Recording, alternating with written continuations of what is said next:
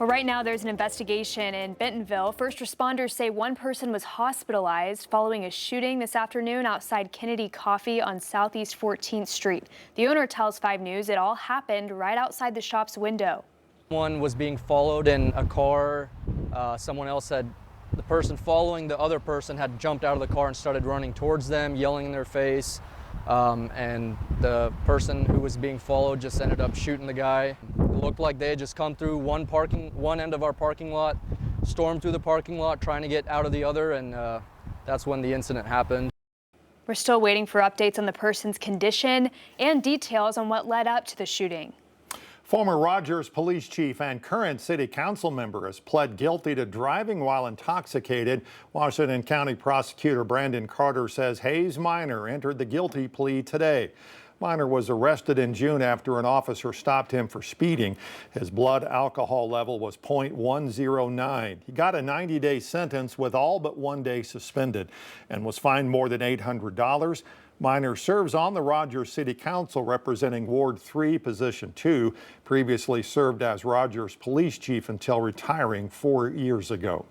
Also developing tonight, we're learning more from the Oklahoma State Bureau of Investigation after a state trooper and 2 LaFleur County deputies shot a man over the weekend. Investigators identified the man who was shot as 34-year-old Dustin Tackett. It happened on Saturday at a home near Carter Lake and Tackett Road in Bekoshi. They say the officers were serving a felony arrest warrant for child sexual abuse charges before the shooting took place. LaFleur County investigators told us Tackett ran off and then shot towards them before they returned fire. Tackett is in an area hospital and said to be in stable condition tonight. We'll, of course, bring you any updates on that investigation as they come into the newsroom and on our website at 5newsonline.com. Now at 6, a local school district is reporting lower enrollment numbers by the hundreds. Yeah, 5 News reporter Claire Everbach joining us now. And Claire, you're getting the latest numbers from Springdale Public Schools. Yes, Morgan, Darren, that's right. The district lost 621 students since the start of last school year. According to the Springdale superintendent, most of these students enrolled in other public school districts and charter schools, and most of the students leaving are in elementary grades. You can see that the vast majority of the students that we are missing, 492 of the 621, are K-5. Springdale Superintendent Dr. Jared Cleveland says that loss is significant. That's the size of an elementary school, and that's worrisome. While lower grades are down, enrollment in upper grades are up. I think that this 10 through 12, we're up 121 students. Cleveland says the district is prioritizing attracting more families with younger children. We really need to focus on being the right kind of choice from junior high down, and so we're going to study that. And the district's ultimate goal is to serve students better. We can blame a lot of factors. At this point, I don't. Our effort is we've got to make sure that we're servicing our students and our families at the highest level, so they want to select our district to serve their students. According to the Arkansas Department of Education, Springdale currently has just over 21,000 students enrolled for the 2025 through 2026 school year. 5 News also received statements from other schools in the area. Fort Smith Public Schools says their enrollment has decreased this school year and are working to determine the financial impact. Alan Wilborn with Fayetteville Public Schools says enrollment this year has, quote, not changed much at all from last year. Claire Everbach, 5 News. Thank you, Claire. The federal government shutdown is in its 20th day. The Senate is reconvening tonight to hold its 11th vote to fund the government in hopes of breaking the stalemate. Last week, the Senate left town after the bill fell short of the 60 votes needed to advance. Republicans and Democrats have been at odds as Democrats have pushed for negotiations over health care tax credits to be included in a funding measure. We should be able to wrap this up this week if they will sit down and have a negotiation with us. The president has spent 1 hour negotiating this issue with leadership in Congress. That's it, 1 hour. They need to get in the room and stay in the room until we can hash this out. 20 days since the Democrats recklessly shut down the United States government. And the Democrats are making some very costly history here. Don't lose that. in all that's happening. This is now the third longest shutdown in history. GOP House Speaker Mike Johnson says he would bring the House back into session if the Senate passes a bill to pay federal employees and military service members who have continued to work during the shutdown.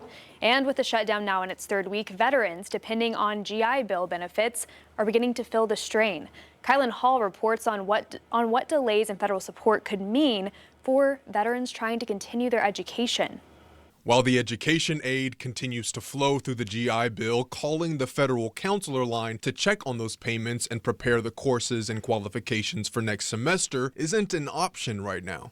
Has this certification been processed? Has this, been put in their account? Or, what are they eligible for? That type of thing. It's called the VA Education Counselor Call Line. And not only is there no one on the other end to help students, college advisors also can't call to learn what benefits they can start working with to prepare a schedule for next semester. And then there's federal tuition assistance. Separate from the GI Bill, this reimbursement program serves Army and Coast Guard Reserve and active duty members specifically. And while applications to the program are closed and many already approved, those funds are no longer available because of the shutdown.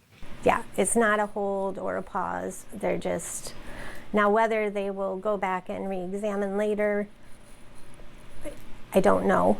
But for right now, unfortunately, any student that applied for FTA, even if they were approved, it's no longer gonna. Becky French says it hasn't been made clear exactly why FTA has been cut, but many students around the country will feel the loss and are likely already feeling it. Our students are doing okay right here, but I sort of feel for the VA student population on a larger level, because it's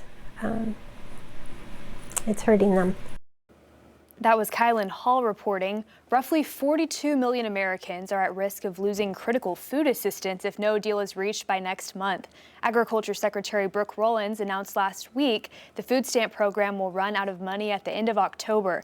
About 1 in 8 Americans receive help buying food through SNAP.